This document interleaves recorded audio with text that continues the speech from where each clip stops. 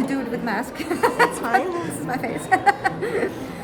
We're at Gallery Thomas from Munich at the booth here at Artbasel, and we are doing a special exhibition which is focusing on the figure. So we have figures starting with a Munch painting from 1893, which we are on reserve right now for a client, which I'm not showing. Going over Dubuffet and the German expressionist paintings here. So we have an August Macke painting by his wife Elizabeth. We have an Emil Nolde painting right next to the early Nolde from 1907, showing the interlink between Impressionism and Expressionism. Right here we have a beautiful painting by Alexei von Jawlensky. So this is It's Polish family. He's Russian origin. Okay. Yes, he's Russian origin. He came to Munich together in around 1899 and was very befriended with Kandinsky. So the two of them were actually very involved in the 1900s to 1910, 1914 in Germany.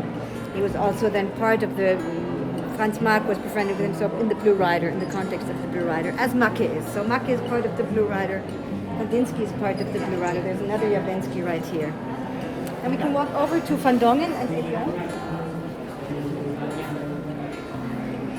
So here we have an early Van Dongen. So this is the French Fauve painting. Van Dongen was of Dutch origin and went to France to paint there together with Matisse. And this is a wonderful example of his painterly quality. So if you look really on how the lace is painted and that very intimate, very but still very communicative look. I mean, she has a lot is happening. It's such a simple, seems so simple, but it's such a delicate painting. It's just wonderful. Then we have Chagall, who is again obviously from Kiev. So he is this painting where he's with the Eiffel Tower. It's kind of like a self-portrait. This is when he was in Paris. Or? This is when he was in Paris. Yes, this is what from the 60s. Yes, from the 60s, and one of the paintings there. So we move over to a completely different mode of expression, which is a painting by Dubuffet. One of the heads that he did in the early 50s using the material, using the art bleu. This is really a very beautiful example for the simplicity of forms, for the simplicity of shapes. And we also have something.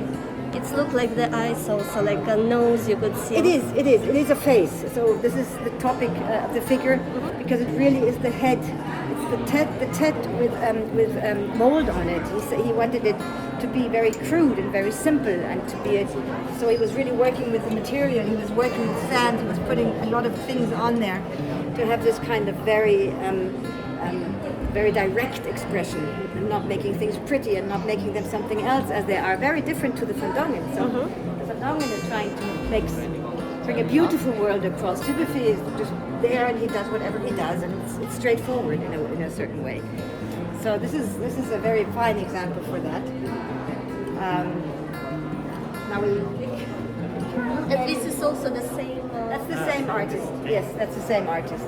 This is a group of three people, which he did. As you can see, it's a little bit like a sort of cave drawing at the same time. It's kept very simple, very funny in a certain way, very childish, not reflected. He wanted the direct expression. This is 1 year before this. We have a beautiful Andy Warhol in the middle. It's a portrait by Dominique de Menil. And on the outside we have works by Peter Blake. So we have the American pop art and one of the most important representatives of the British pop art. So it's a nice group of works here. Thank you very much. It's really, really beautiful. You're most welcome.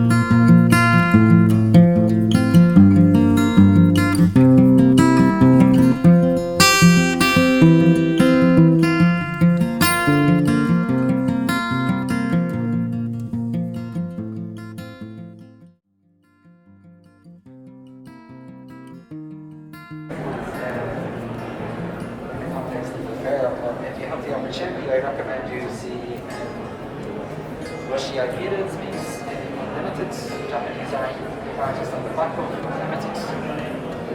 Philip Perino's image piece in there as well. Do make sure you have the opportunity to see Olafur Eliasson. And Eliasson has a new piece on the left hand side of the fair, which looks like a digital animation when you walk into the room. We'll walk around the screen and it will reveal itself to be something quite interesting. Thank you for your patience. It's particularly difficult to do tours at the moment, so thanks very much for your time.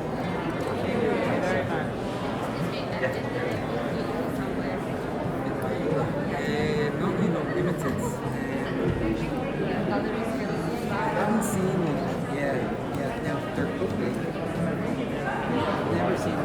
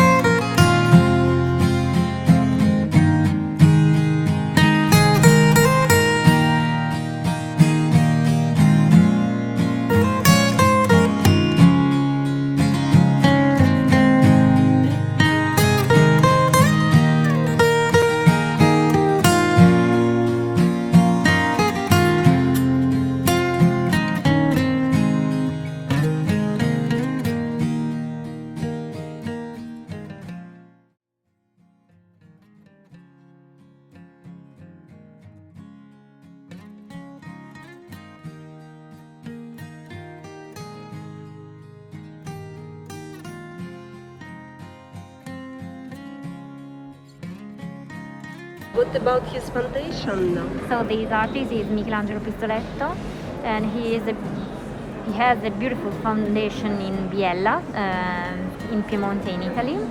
And in that foundation, the name is Città dell'Arte. You can find a lot of interesting things about the art, and not only about the artist, the Michelangelo Pistoletto artist, but about all the art. So, Thank you.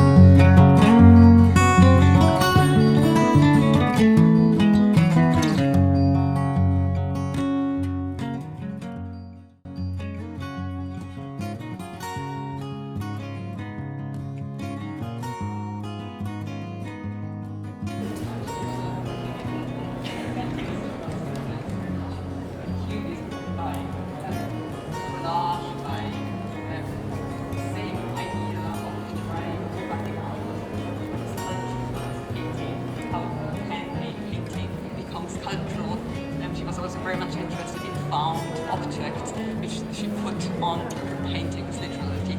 And also this jewelry that she made, so not just seeing painting as art, but also everyday objects.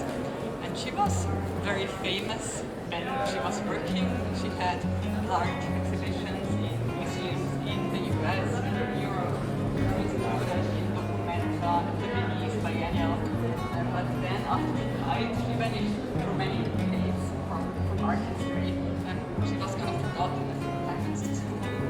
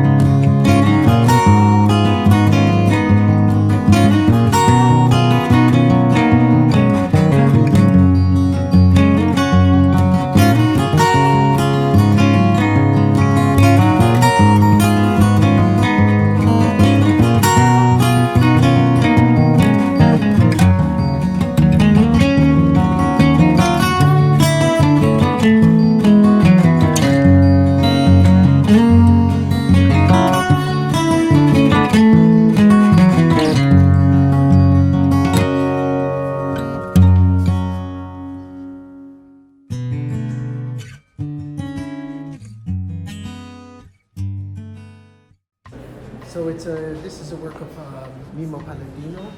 It's one of the Dormiente, or sleepers, that was influenced by his exposure to Henry Moore's drawings of the civilians that took refuge in the tube stations during the bombardment of London. The work is made of fiberglass with a kind of hydrostone coating, and it will be cast in bronze as an addition of three, actually in 3 weeks. Thank you. Yeah.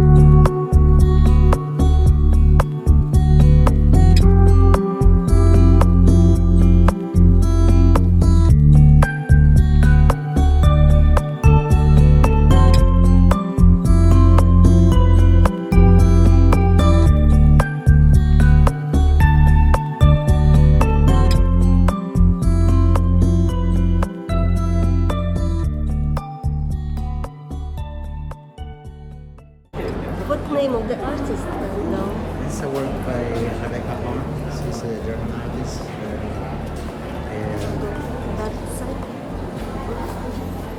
A renowned German artist. He has worked a lot with string instruments, which he has used string instruments in her works for a very long time now, and this is a recent piece from last year. It's not Stradivarius. No, it's not. that would be very expensive. And how much it's installation? A piece like this is 285,000 euros. See, 2 years ago we had a retrospective here at the Town Museum, and also part of it in Metz. And now she's having a big retrospective in Vienna starting next week. Okay. She's also a musician now. No, she's not. She's not. But she was working a lot, especially with these string instruments and other things. This drawing is by her too. What is it? It's a drawing. It's a painting actually on paper. Okay, so what technique she used though? That's mixed technique. It's acrylic maybe mainly, and but also ink. And how much, for example, that pencil?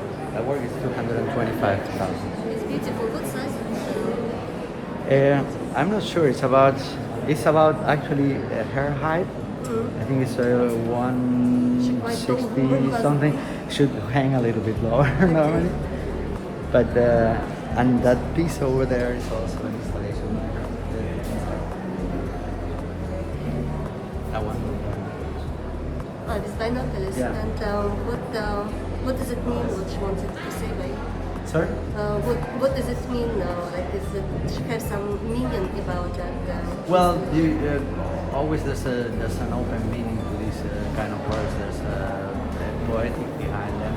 This is a kind of a mask, and these binoculars are turning around the mask. And the piece is called Neue Erscheinung, which is, I don't know how to translate it. It would be like the new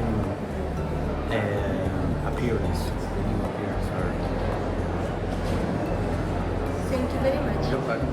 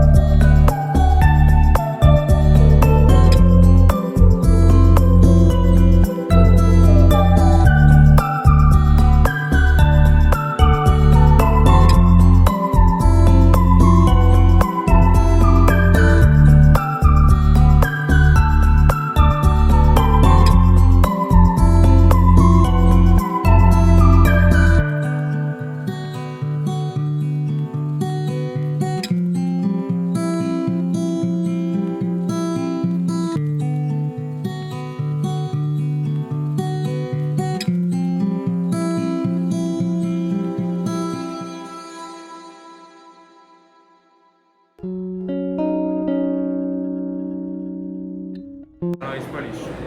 And now he might He lives in the States, I think. So. Yeah.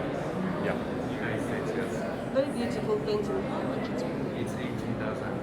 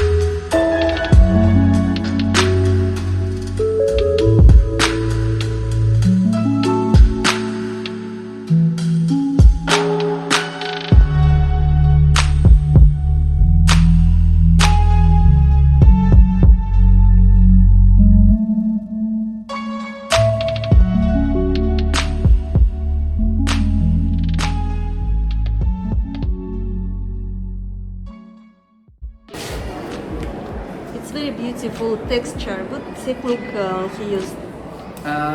It's a work by Jason Martin in the series of the pigment paintings, and it's an aluminum base where he puts like an acrylic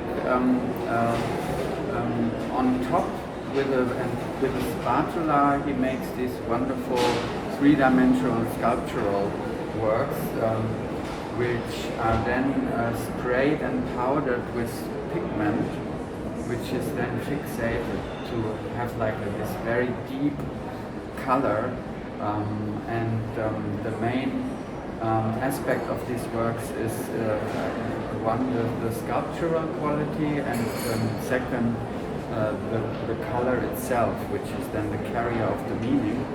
The title of the work, Tysia, is coming from Greek and means like a ritual offering, like a slaughtering of an animal, and which is then eaten. So there might also be a connection to the color of the work. And blue one, it's so beautiful. Blue one is a very new painting from this year, very recent, and it's with the same technique. But when you come a bit closer, you see that there is like different textures of the pigment. You have this line going through, which has like this very fine texture, and this part too, and the other parts of the paintings remain very coarse. So you see he's also playing with the softness and the roughness of the pigment here. And this deep, deep blue color is also, of course, reminiscent of the Yves Klein blue. He do different technique and also sculpture. It's his as well? No, well, this work over there is from him. Okay. Yeah, he works with color. He did a lot of monochromatic paintings like the two we just saw. And this one is from a new series of polychromatic painting. How much it's for piece like that? This is 95,000. Okay, and those two? The red one is 53 and the other one, the blue one, is 70. Okay, thank you very much. You're welcome. What name of your gallery? Buchmann Gallery, Okay, thank you. Berlin.